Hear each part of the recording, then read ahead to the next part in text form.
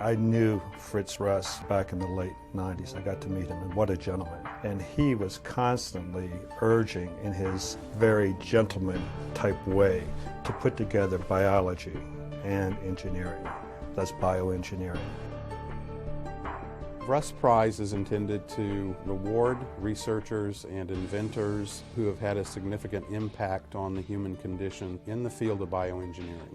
This year, Dr. Elmer Gaden was the recipient of the Russ Prize. Dr. Gaden was named the father of bioengineering by Chemical and Engineering News, which is a magazine of the American Chemical Society. I have never been so embarrassed in all my life as I was by that, because it was ridiculous.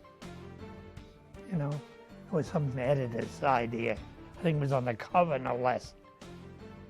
Dr. Gaden figured out how to do it, how to produce the increased yields of antibiotics. The development of the pharmaceutical industry was in part through his engineering advancements. So his recognition as the father of biochemical engineering is very, very appropriate. Right up there, there's one beautiful, isn't it? What Elmer did was open the door to biology for engineers. He didn't accept the status quo. He said, we can do better. Elmer Gaden did a very interesting thing at Columbia University when he was a graduate student. At that point, the big biological processes were the antibiotics, streptomycin, penicillin, so on. And it was trial and error. Scientists produce antibiotics in flask, and they produced perhaps several micrograms from a liter. He took system engineering concepts, basically mathematical concepts, very advanced ones, and applied them to an area that probably was viewed as being based on almost a cookbook kind of formulation. I developed a method for measuring the oxygen transport to these biological systems. What he really did was develop the whole idea of bioengineering by quantitative descriptions of biological processes rather than qualitative. Now, what's the importance?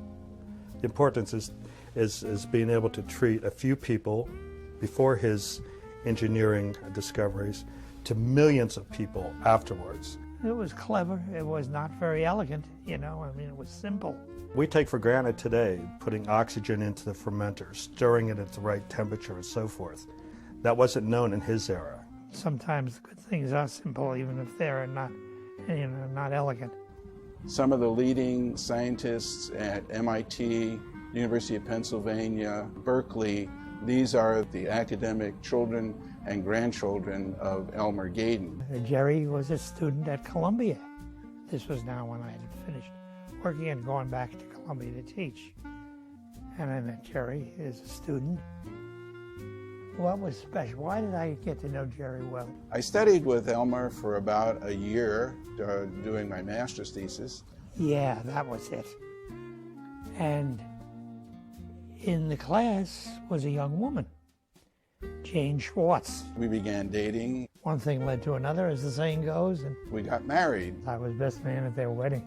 Elmer has been a constant friend and mentor. I helped a lot, helped the young people a lot. Towards the end of my master's degree, I wanted to go on to get a PhD. In ways that I could, which often were not technical. He called a friend of his at the University of Wisconsin. He told Dr. Johnson, I have a young kid here from Brooklyn, I think is pretty bright, and I think you ought to take him on and teach him some biochemistry.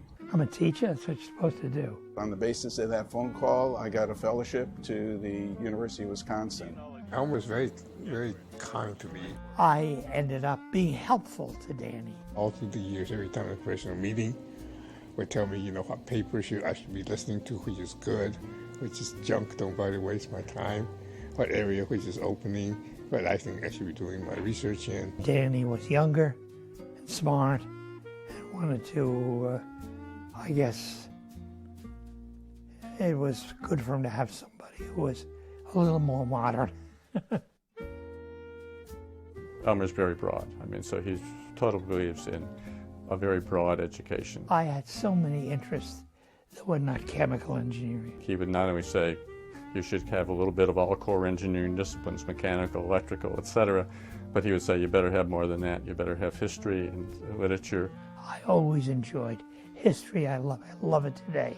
I'm reading a history book now. When he was at Columbia, he was a professor of military history as well as chemical engineering. And he continued that informally at Virginia, certainly. Students, to be truthful, I liked them. I like young people who, particularly if they're willing to learn. And then the other thing that everyone's well over is he founded the journal called Biotechnology and Bioengineering. He actually ran that journal all by himself.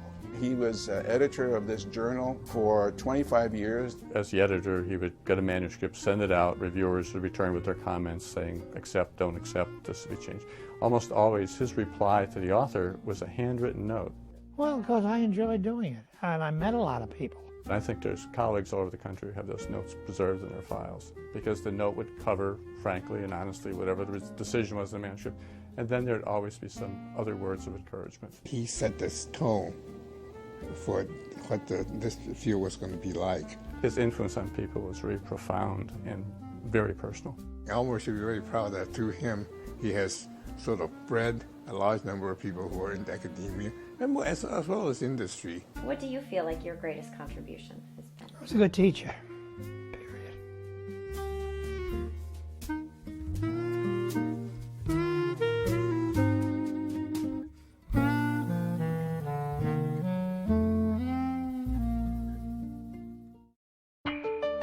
Fritz Russ believed in long-term planning. He was a promoter, a pro-activator of this type of recognition for this interdisciplinary approach towards science and engineering. Fritz understood that the Russ Prize wasn't going to have an immediate impact. It was going to be awarded to people who had done their work a long time ago. From the point of view of recognizing accomplishments, I think it's very valuable to help the rest of society appreciate the work of engineers. And Fritz wanted that.